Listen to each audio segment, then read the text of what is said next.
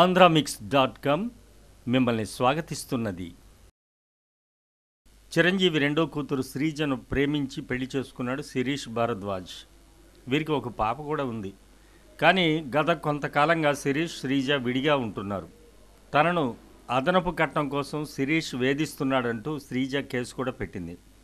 దీనికి సంబంధించి వార్తల్లో నిలిచిన శిరీష్ గత కొంతకాలంగా కామ్గా ఉన్నాడు.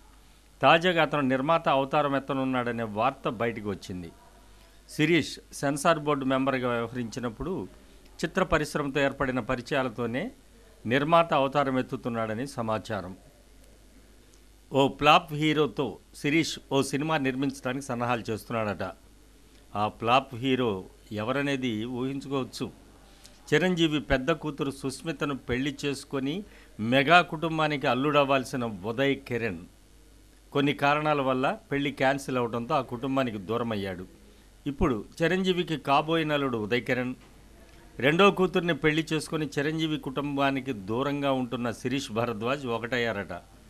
ఉదయ్ కిరణ్తోనే శిరీష్ సినిమా చేయడానికి ప్లాన్ చేస్తున్నాడని సమాచారం.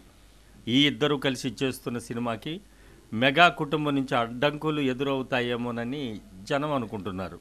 మరి నిజంగానే చిరు ఇద్దరిని పట్టించుకుంటాడో, పిల్లకాకులు చేసే ఈ చప్పుడిని పట్టించుకోకుండా ఉంటాడో వేచి చూడాలి.